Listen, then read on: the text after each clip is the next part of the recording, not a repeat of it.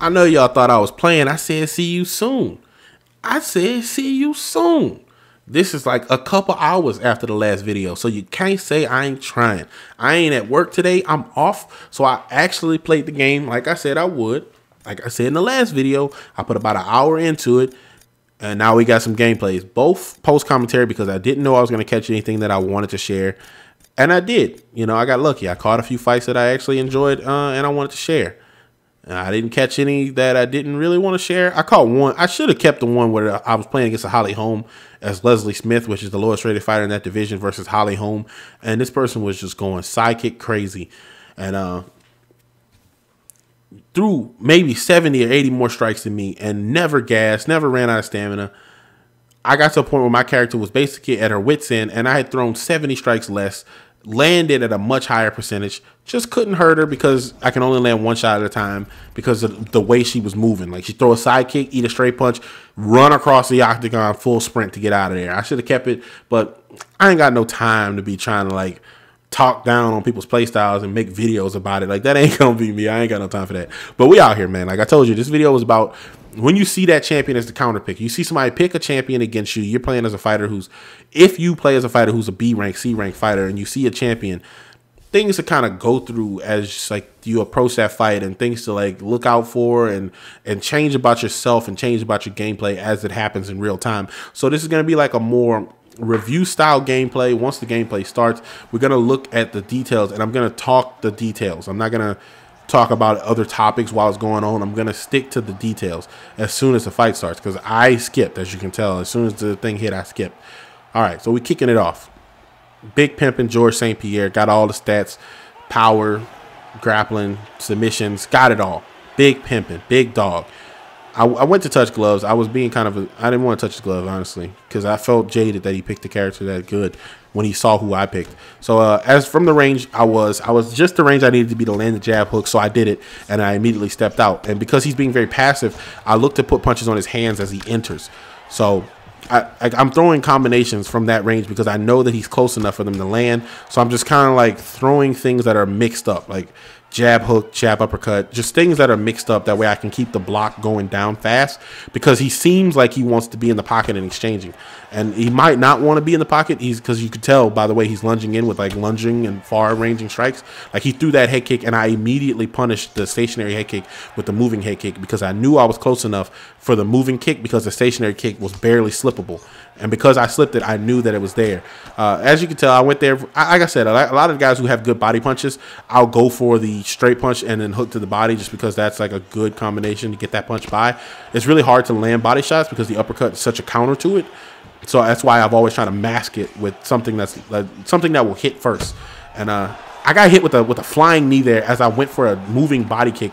It almost looked like he teleported to get to me. Like, I don't know how the hell it hit me, but it hit me, and I immediately realized that this player is going to do things that are not necessarily what you predict. And he didn't know what to do there. He got in the pocket, and he really didn't know what to do, so he went low and ate an uppercut, hit the ground. As you can tell, he's sticking to what I just said, like assessment. He's going to do big things. He's going to throw like overhands, head kicks, spinning kicks, elbows and knees. Like, you know, he's going to do wild, big stuff. He's not going to be technically looking for space. He's not going to give me space. And he's not really great at boxing on the inside. So because he's not great boxing on the inside, I'm looking to block stuff and then come under or come around. As you can tell, he lands it straight. I go to the body immediately, come up with the uppercut, hook to the body, because he's not, I can tell he's not good in the pocket because he's not doing anything. He's not doing anything creative, or he's not doing anything to create a different angle or to make something miss before he throws. He's just kind of throwing when he thinks there's an opportunity there, and I'll block what he throws and then try to return. So, you know, of course, I like the inside fighting. I wish it was more diverse. I wish there was less blocks done on blocking stuff from the inside. That way you can actually like speed up that inside fighting game a little bit, but it is what it is. So we're out here. We're at space. I immediately close that space because I know that there's a very quantifiable like place for me there in that inside where I'm gonna be successful. So I keep trying to close that distance. I go for a body kick. I went beside myself. I knew he was gonna throw a stationary kick or a flying knee or something, because all the spinning stuff or flying stuff he's doing them all stationary. Like, there's another stationary kick. Like, I knew it was coming. There's another one. And I immediately punished it with the body kick. Like, as soon as it missed, I immediately punish. I always look to punish on instinct. So that way someone a lot of guys try to clear out whenever they miss, and he just kind of bombarded me there. And I tried to slip because I thought that you could slip hooks if someone was closing in, but you can't. You can't slip a hook if they throw 2 hooks and they're both moving. The first one will get to you and you might block it. The second one will hit you. It's unfortunate that there is no way to avoid hooks from that distance other than to duck. But if he's throwing them in combination and you block and then duck, you might get out of the way. But if the first one, like even remotely touches you or whiffs and then you duck, you're getting hit by the second one. So it's risky. It's hard. There's no real tell. Like, it's hard to see that the strike hits your block and immediately see the next strike and do the defense before the next strike comes out. Like, it's not like the hook doesn't hit your hand, slow down a split second between the next hook, and then you can duck. It's literally like the hook is at the same speed as the next hook if you block the first hook. So if they throw 2 hooks back to back and you block one and then go to duck, if your duck isn't fast enough to get underneath the hook, you get hit by it every time. So I touched his glove this time. I didn't want to touch his glove that time either because it's not really my thing. Like I don't care. It's like so trivial. It's not real. Like it's trivial. I touch gloves with my sparring partners in real life because I like those guys. I don't really just touch gloves randomly when I'm playing games. Like I'm not thinking about the other player. I'm thinking about myself and performing and doing what I need to do. As you can tell, like I honestly want to back it up right there. I honestly want to back it up. I want to back it up to show that combination again. So let's wait on it. Let's wait on it. I touched him with the kick just to kind of feel the range to see if he was going to react, see if he's going to slip or block or do whatever. That time he walked out of the way. Like those are just feelers. I hit him with the body kick straight, and then I knew he was going to throw something. So as soon as he threw, I uppercut lead hook. So I used the body kick straight as a bait to make him throw anything slower than the uppercut. And he did. He could have jabbed and walked off, or he could have just blocked and got out of there. But instead, he threw something. And I knew he was going to throw it. And I just immediately, that's like one of my things. Like if I see 2 things hit you, I think that you're not going to do something. And if you do it, you're not going to be fast enough because you're in some sort of stun after the strike hits. So I'll time things that are slightly faster coming out of the stun. That way I can catch you before you really had a chance to react. That's a hard punish. That's a hard read, actually. It's a read that punishes. Like, so it's just things that I try to do, things I look out for, and I try to make those decisions. He's a champion, so I know I can't really just bang with him, and I have to pick my areas. And that was another thing. Let me rewind again. I actually want to show that again. I think I pressed the right button. So when the long jab hits him, I'm gonna hit him with the long jab. I know it hit, so I immediately throw the uppercut, because if he would have blocked or done anything defensively, let's look at it one more time, because it happens so fast that it's really hard to see.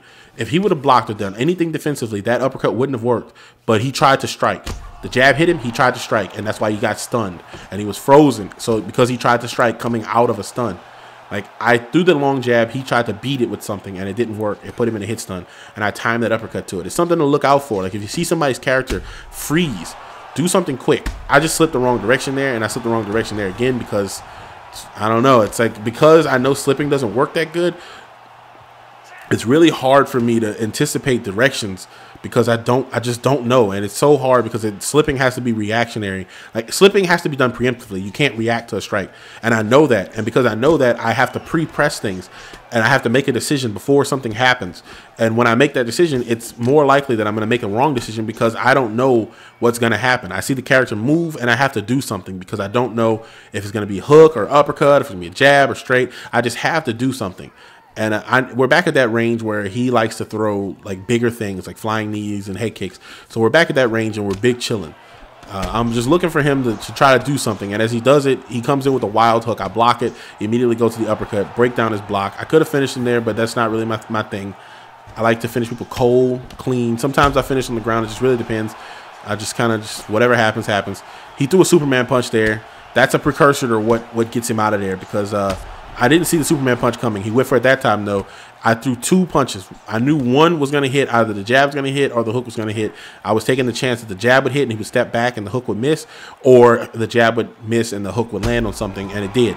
And then he immediately, from that same range that he likes to throw kicks, he tried to throw a kick as I threw a moving kick, and he was late on the draw. Basically, he picked an opportunity and he was late on that draw. Like, that's kind of the range he likes to operate from, and I knew that. I saw that through several interactions that he likes to throw big things that do lots of damage and either close a lot of distance or just have a lot of reach from those ranges. So as soon as I saw him stop moving, I saw him settle his feet, I immediately threw that moving head kick because I knew that he was going to do it. See, he stopped moving for a split second. I was like, nope, got to get that kick in. Because if I don't get that kick in, he's going to throw something long, and I'm going to have to either avoid it, reset, and then re-engage. And I didn't want to have to re-engage with him having low stamina, having just been rocked, having been rocked a few times, having his back against the cage. He was clearly running out of options, running out of styles, running out of things to do. So I just had to close out on that because I saw the opportunity. I had to freeze him there. So I just took advantage of that. So we're going to jump into the next fight. It's another one of these situations. I'm actually going to show you the stats first because I think that's important to look at. The effectiveness of both players is important to look at, especially in a fight that was like predominantly striking, and knowing what you know about Georges St-Pierre's having like high power strike, like his accuracy and his power, all that stuff's high. So knowing what you know about him, knowing what you know about his striking stamina, it's all good things for him. You have to kind of use that to gauge how you look at the statistics. So when they show up on screen, we're gonna take a quick analytical look at those stats just to kind of get you some feelers on what's going on. So he got 5 stuns on me, which he hits hard. Georges St-Pierre has high stats. Don't let anybody tell you that his striking is different. He's got the same strikes as everybody else, same animations. He might not have high move levels on like hooks and uppercuts and jabs, but he has high move levels on the things that he's good at. And if you incorporate those into your normal play style, those little nuanced differences aren't going to change how you should approach playing as the player. He's still pretty much the same as everybody else. So he threw 119 strikes, which is pretty low. He was very inactive. He didn't throw a lot of strikes at all. He was very inactive. And what he did land rocked me 5 times, and he got a knockdown. That just shows you how much of a statistical advantage he had in those exchanges, that he can do that much damage in that little amount of strikes. He only landed 32 significant strikes, but out of the strikes he landed 43 total strikes. 32 of those were considered significant. Same thing goes for me. I landed 75 strikes. He was an easy target, but he blocked a lot. So he made a lot of my shots like land on the gloves, land on the wrist, but I landed 51 significant strikes because everything I was landing was hooks, uppercuts. I would get on the inside, he would block the hook, get hit with the uppercut. So I'm obviously trading 2 strikes for 1 to land, and those 2 strikes are both significant, so that doesn't look good. But the 1 strike that does land is significant, so it does damage. Got the 4 knockdowns, the 4 health events. I think the health events all happen in the knockdowns. I don't think I rocked him and he got away because he was standing in the pocket and exchanging. And what I wanted to say about the way I approached this fight was I made decisions based on what he was giving me. He gave me some very specific things to look into his style and go, if he's at this range, he's going to do this sort of thing. And if he's at this range, he's not good here. So if I can get him in the range he's not good at, he's going to get uncomfortable. And as soon as he gets back to his comfortable range, look out for the thing that he thinks he's going to be good at. So as soon as he got back to his comfortable range, I knew it was going to be something long, like a head kick, a flying knee, Superman punch. Once the head kick caught me, once the Superman punch caught me, I was still making that decision and trying to bob and weave through that meta, the meta between me and him, like the infighting. Like, obviously we're punching and kicking, that's fighting, but knowing his range, knowing what he likes to do, and knowing what he's not good at is the meta of that fight. So let's jump into the next one. I don't care if you see me going through my PlayStation screen. The next fight is against another high-rated fighter, a champion. And let's look at how I approach this situation and how we approach this fight. It's a different puzzle because he picked Conor McGregor, who has literally everything in his favor. Stats, size, everything's in his favor. Like, Conor McGregor, he's got the advantage over everybody in the featherweight division in this game, statistically speaking, and just like overall, like anybody can pick him up and be acceptable. Just pressing the minimum stuff, doing the minimum stuff, you can be acceptable. You might get wins against a lot of people just pressing simple stuff because he has like a level 4 straight punch. If he hits you with it and you're coming out of something, you're probably going to get hurt, and you just know that going in. So you have to. It's like fighting someone who has knives in their hands when you fight Conor McGregor. You know that a lot of the stuff he can do will hurt you. He got a Fortnite avatar there that's kind of sick. Got the Raven skin. So we're gonna jump into this fight. I don't know how long it takes him to skip, so I'm gonna use this opportunity to tell you that if you want live streams, support the live streams that happen on the YouTube channel. I did a poll for people to come through for a Fight Night stream. They wanted Fight Night. They picked Fight Night. I can tell you for a fact that not as many people who voted came to the stream. And if they did, they dropped in, dropped out. So that doesn't really show me that you want to see what you said you wanted to see. So until then, I'm going to be hosting all my live streams on my Twitch channel where I don't get any traction, but I get to just chill and make those live stream contents, and I don't have to worry about people saying it's not what they want to see, so they don't have to watch it. I'm gonna stream what I want to stream on Twitch every time I stream. If I do a stream on YouTube, it's gonna be a viewer submission stream. It's gonna be what you guys asked me to stream, and I expect the people who at least vote to at least peep in and say, yo, dog, I'm glad you did the stream. You said you would. I said I wanted it. I'm glad you did it. What's up, pimpin'? Just come by and say hi. If you voted, come by and say hello at least. Come by and be like, hey, dog, I said I wanted to see this. I'm glad you did it. I'm here to see it. You know what I'm saying? So let's go ahead and take a look at this fight. I skipped a few seconds because I was talking, mostly feeling out. Nothing too incredible. Nothing analytical that you really need to worry about. He is throwing a lot of leg kicks because, like I said, Conor has power. And the power stat is punches, kicks, knees, elbows. It's even like the power stat even dictates if you're gonna power slam somebody out of a submission. So power is a big stat, and if it's in your favor, it works for everything. So he's really tunnel visioning leg kicks. He's only leg kicking, and he's doing it from weird ranges. Like that kick right there. That kick right there hit me. Just take a look. So he hits me with that leg kick as I go for a jab. It immediately puts me in like that stun. It's not a health event. It's not anything crazy. But he throws that leg kick, and it doesn't even look like it hit me. It doesn't even visibly animate like it hit me. But it hit me, and it put me in a stun, and I couldn't punch back because I was going to make that kick miss. It looked like it missed. I was going to immediately punish, but it didn't miss. It hit. So it's really tricky, and he's fighting from a weird range. He's fighting from long range with the low kick, and then close range, he's also throwing low kicks. He tried to throw a high kick there from that distance, and I was able to block it, but you know, it's only so many of those that you can block before one of them slips by, and it's hard to tell because you don't know it's coming from that range.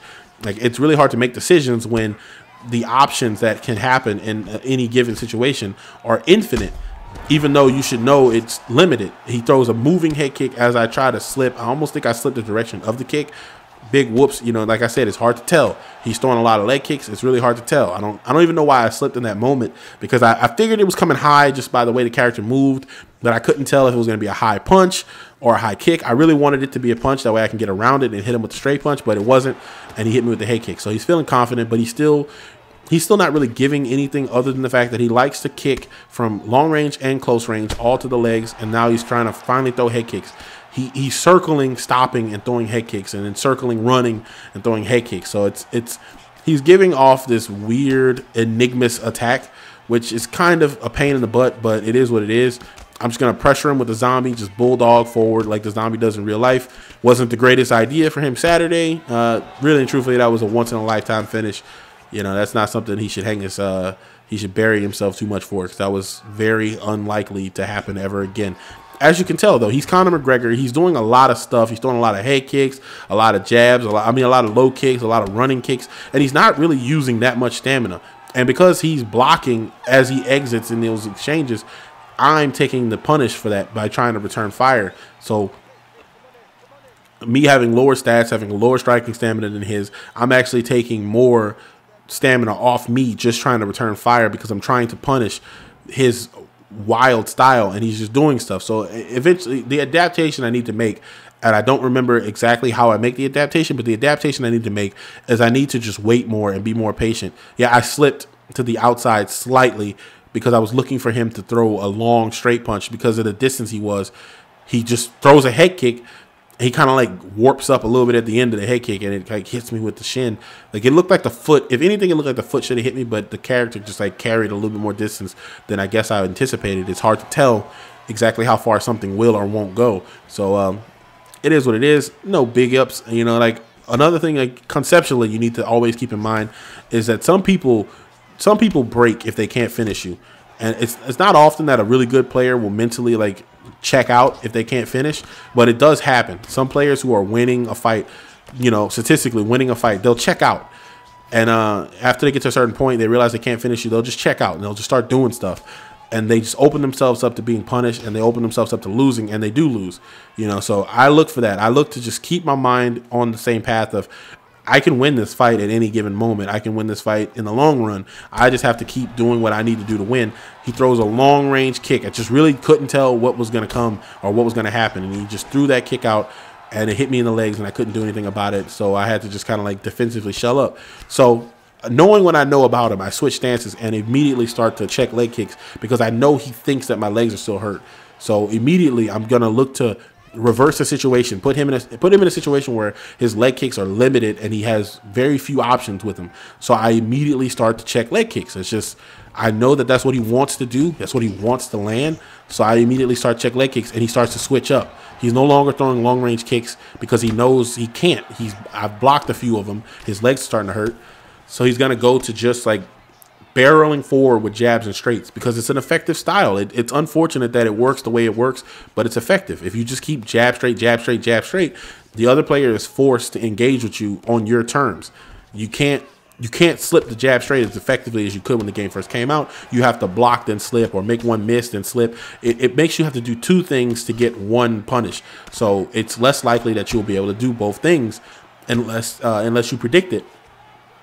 And predicting is kind of just it's not reading. You have to reading a situation is just kind of knowing what a player is going to do and you just kind of adjust to it. Predicting is you're in an exchange, you don't know exactly what he's going to do from that exchange because he's kind of mixing it up and you have to immediately make a decision as soon as you see something. That's not a read, that's a prediction. It's a reaction almost. But if you see it and then evade it, that's a reaction. You saw it, you knew what it was, you were able to early sight it and know what it was and know how to defend against it. That's a reaction. So a lot of this is reads, a lot of this is predictions, but very few of it is actually reacting. So just take that what you will. I know that he's kind of getting impatient. Like I said, a lot of people get to the point where they felt they had an advantage kind of goes away and they become impatient and they just kind of start doing stuff. He missed that leg kick there. I thought he was going to come forward after the leg kick because he had been in the past. So I was going to land my own. But he's throwing stuff and like he's half-heartedly doing stuff. And he's able to get away because the game rewards him for doing it. I don't know why I threw that kick. I mean, I threw two and like the third one just came out. Like I pressed the button to throw. Like I double tapped the button and my character threw three. I meant to throw two, threw three, took the leg health event. No biggie. I know that leg is compromised, so I won't use it again. Like I know it's compromised. It was compromised from all his inside dash and leg kicks that he was doing in the first round. So I know that going into the second round. I knew it more so going into the third round. So I'm going to approach the situation as is. Not all fights are finishes. This one isn't. But you get to see the processes that my mind is going through in this fight and the decision-making that I'm doing versus the decision-making he isn't doing. He knows that my legs are hurt, or he knows that at least one of my legs are hurt. So he's kind of... instead of keeping that in mind and keeping that as a present threat, forcing me to overextend and then punishing with the leg kicks, he just kind of just keeps doing what he was doing, and he's not making any sort of physical mental adjustment. And he dashes up, hits me with a spinning heel kick at like uppercut distance, like the distance that uppercut should hit me with. That kick makes contact and does crippling damage from that range. So you know, it is what it is. It's nothing you can do about it. I mean, other than the fact that you have to just see that stuff coming in advance and get your hands up. And I was looking for something low just because of how close he already was, plus how fast he was moving towards me. I figured it was something lower, but it wasn't. It was a spinning head kick.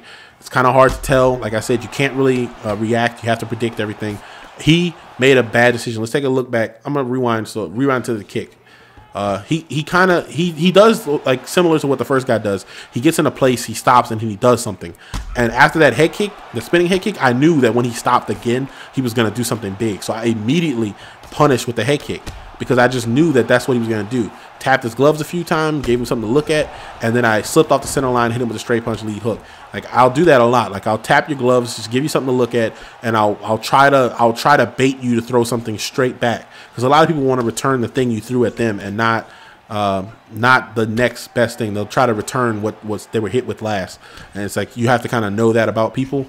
And when you see that as an opportunity, you have to take advantage of it, because a lot of people don't make active adjustments. Like for some reason, he thought that his legs were impervious, and I had been checking kicks since the second round. So now he's back in the situation that he was trying to put me in. He was trying to make my legs vulnerable, and now he has to deal with it himself. So I'm immediately pressuring and being aggressive, touching his chin, touching him with long punches. As you notice, like when I'm on the inside with him, I'm not going to uppercuts. I'm not going to hooks, because I don't want to chance. I don't want to chance him. I know he's faster. He hits harder, so I want to get things in his face that are quicker and force him to have to immediately do something. I don't know how that head kick hit me. Let's take a look back. So I get hit with a head kick. Boom. I tried to slip, whatever. I tried to duck that one, and somehow, some way, I still got hit by the head kick. And I'm just like, okay, whatever. Apparently, I can't duck him either, so I'm not going to duck a head kick from this point forward because there's a minute and 28 seconds left of a fight that goes to the decision. I'm no longer going to duck head kicks. I know to check anything that he throws that's not a head kick, a body kick, whatever. I'm going to immediately evade the head kicks by just getting completely out of range or blocking them altogether. But the goal is to force him to miss. That way I can counter and cover a lot of distance in the wake of his miss. But he's not doing anything really to give me any indication that he's going to do anything. So he just kind of went into like a jab frenzy. Obviously, I could have finished him there. He was completely gone. But I'm not really a finish the fight type of guy. I just kind of chill. I like to knock people out. He's wounded. He doesn't remember that his legs are hurt. So I immediately check that kick. Both of his legs are compromised, not just one. So he can't really throw leg kicks. The body kick, okay, he can do that while he's evading. 14 seconds. I don't have enough time to finish him. I've hurt him a few times. I'm not going to get the cold knockout I wanted. I try to throw an overhand east with the body kick. You know, big whoop, fight ends. I got a lot of knockdowns. We're going to take a look at the scorecards at the end of the fight. I think I toggle through all the rounds. I don't remember if I do or not because, like I said, this is all post-recorded.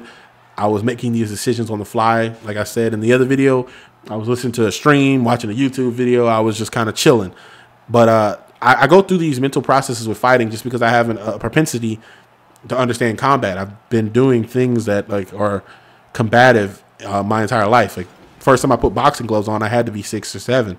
So, you know, I'm always thinking in terms of range and distance and my options and weighing the situation and making adjustments. And that's, you just have to keep making adjustments, especially when you're starting to, when you're not doing so great off the start. You can't give up immediately. You have to make adjustments and try to figure out what the other person's doing and counteract it.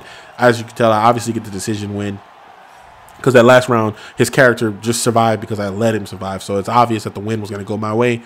I mean, realistically, fights should always be judged that way. Whoever's doing the best at the end is technically the winner because they outstood and withstand. But that's not how fights are scored. He could have technically won round 1 and 2, and then I could have won round 3 and lost. But I won rounds 2 and 3 for sure. So it is what it is. Let's look at the overall stats. I threw 289 strikes. That of 117 landed, with 128 of those being significant. I was mostly throwing straights, leg kicks, and I threw a lot of hooks at the end of straights, so it makes sense that they were all significant. And I landed 51 of those significant strikes, which is less than 50% of significant strikes, and it's about a little under 50% of my total strikes landed. So I was landing when I needed to land. He threw 66 signature or significant strikes, only landed 29 of them. Most of those were head kicks. He landed 103 strikes. A lot of it were leg kicks, especially early on in the fight, and that shows. He did a lot of damage to my legs and forced me to have to change my style and redirect. I don't toggle through the rounds, so I don't actually have that data to show you, but we can look at the leg health events. He stunned my leg that one time on his own, and when he did, I was like, nope, never again. And I immediately switched over, and I get 3 leg health events on him. Had to pause the microphone so I wouldn't sneeze in it. Jeez Louise. Anyway, he gets 1 knockdown. I get the 3 knockdowns. I think he got the knockdown off of a head kick. I feel like stuns and wobbles.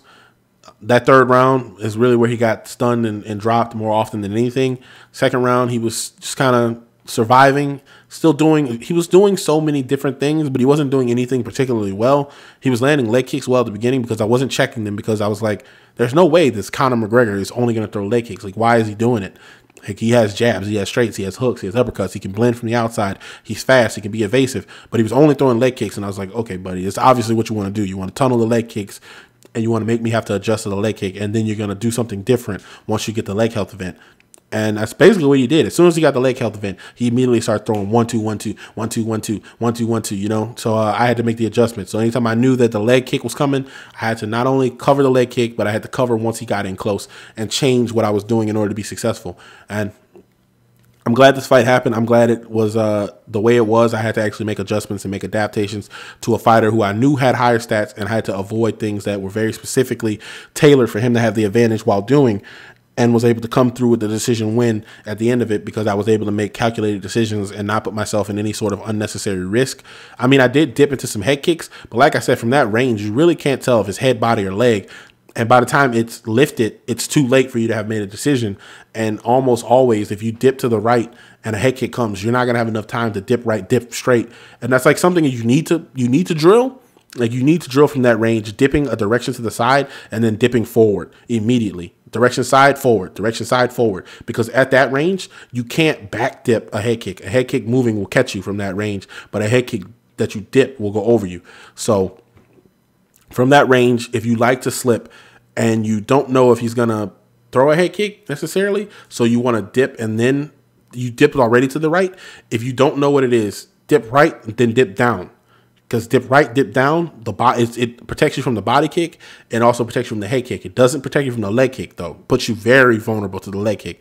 So use that at your will. Like if you know a guy's throwing a lot of head kicks, dip right, dip down, dip right, dip down. You might get under the head kick. If he doesn't throw a head kick and it's a straight, you're still going to get under that as well. You're still going to get under a hook, but you're not getting under an uppercut. So if you see him at that like long range kick range, that's a safe assessment to make that he's going to do something long. Dip right, dip down. Unless he throws like a running head kick, a moving flying knee, then you're pretty much, you're donezo, dog.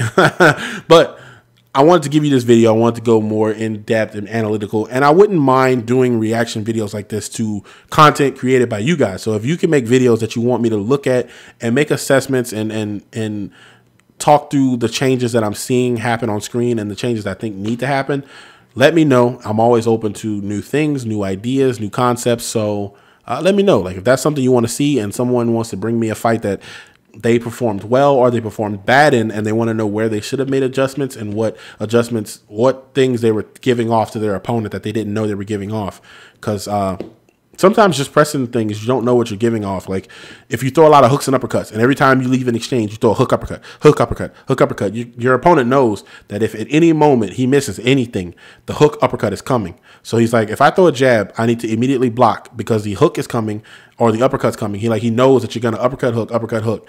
And he's like, okay, I'm going to jab. If he slips the jab, he's going to uppercut. I'm going to immediately block my head because it's not going to be body. It's not going to be anything other than that uppercut. I'm going to block head, catch that uppercut, catch that hook, step back. Like you give that stuff off on accident. Like you throw a leg kick from a range that you're unsure of and you miss it. Your opponent's like, okay, he doesn't know the range that that leg kicks cover. He's not going to be able to land one of those. I'm just going to wait for him to miss one. And when he misses one, I'm going to dash in with a head kick. And I do that to people all the time. I see them throw a head kick and I'm like, oh yeah, he doesn't know. He's way too far away for that to hit. I'll wait for the head kick. I'll like step back one more step just to be sure. And then I'll dash in with a head kick and immediately hit him and rock him and knock him out if it happens that way. But until next time, it's Brad the Apex Gamer channel. Like I said, if you have any videos or any fights of yourself that you want to get my unique perspective on, and let me know. Let me know in the comment section because I'm open to doing just about anything that requires me to do some sort of upper level thinking. You know what I'm saying? So hit me up. I'm around. I'm rewinding the video for no apparent reason. But see you guys on the next one. As soon as that will be, I don't know. But see you soon. Peace.